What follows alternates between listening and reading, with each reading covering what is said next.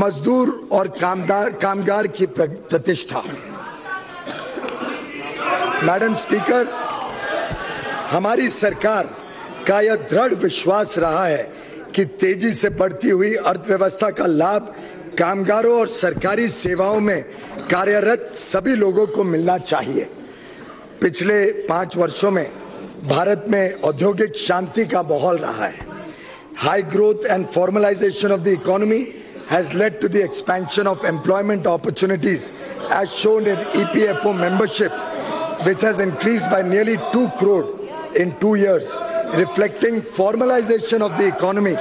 And obviously, when there is such high growth, jobs are created. 7वें केंद्रीय वेतन आयोग की रिपोर्ट पेश होने के बाद उसकी सिफारिशों को जल्द से जल्द लागू किया गया। उनको कोई आंदोलन नहीं करना पड़ा, सरकार ने तुरंत लागू किया 7वें वित्त आयोग को। न्यू पेंशन स्कीम को और लिबरलाइज किया गया है। कर्मचारियों के हिस्से को 10% रखते हुए हमने सरकार के योगदान को 4% बढ़ाकर 14 कर दिया है। 14% सरकारी योगदान।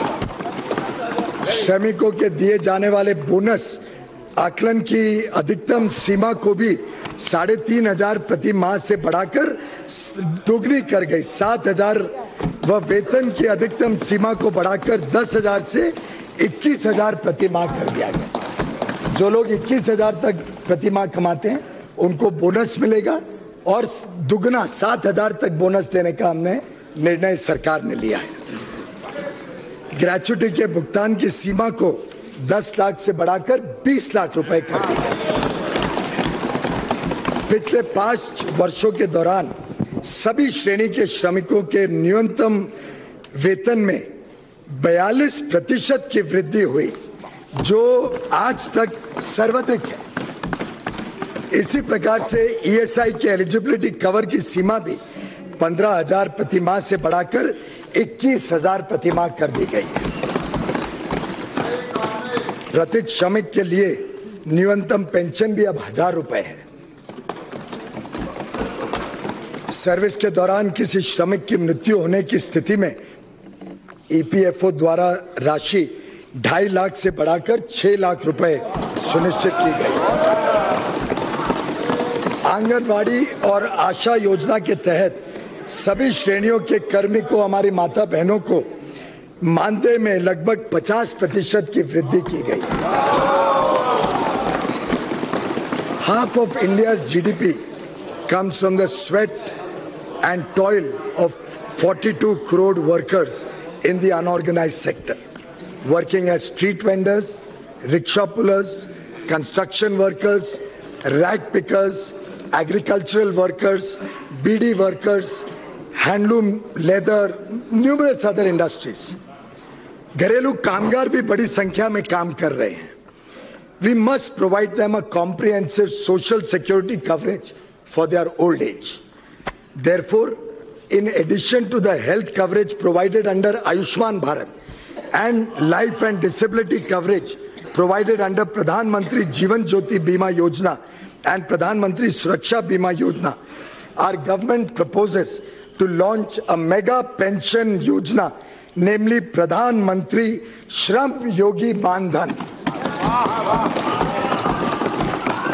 Pradhan Mantri Shram Yogi Mandhan will be for the organized sector workers with monthly income up to rupees 15,000. This pension yojana shall provide them an assured monthly pension of rupees 3,000 after they achieve the age of 60 years. On a monthly contribution of a small affordable amount during their working age. An unorganized sector worker joining the pension yojana at the age of 29 years will only have to contribute 100 rupees per month till he attains the age of 60 years. A worker joining the pension yojana at 18 years of age will only have to contribute 55 rupees per month. सरकार इतना ही पैसा अपनी तरफ से उसमें जोड़ेगी.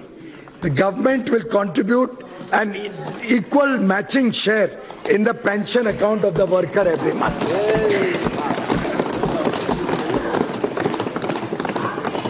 हमारा अनुमान है कि कम से कम 10 करोड़ अनऑर्गेनाइज्ड सेक्टर के कर्मचारी, लेबरर, वर्कर सबको प्रधानमंत्री श्रम योगी मानधन का लाभ मिलेगा और अगले 5 साल में शायद ये विश्व की सबसे बड़ी पेंशन स्कीम के रूप में उभर जाएगा। इसके लिए भी इसी साल हमने स्कीम को लॉन्च कर दिया है और 500 करोड़ रुपए इस स्कीम में जरूरत पड़ने पर हम देने के लिए तैयार हैं। और अधिक राशि लगेगी तो और अधिक राशि भी इसके लिए उपलब्ध करवाई जाएगी। The scheme will also be implemented, as I said, from the current year itself. Our government is committed to reach the most deprived citizens of this country. To this end, the condition of the denotified, nomadic and semi-nomadic communities, जो विमुक्त हैं, घुमांतु हैं, अर्ध घुमांतु समुदाय हैं, उनके लिए एक विशेष इस बार सरकार ने उसके ऊपर विशेष ध्यान दिया है। These communities are hard to reach, less visible, and therefore frequently left out. The nomadic and semi-nomadic communities move from place to place in search of a livelihood. The Renke Commission and the Idate Commission have done commendable work to identify and list these communities.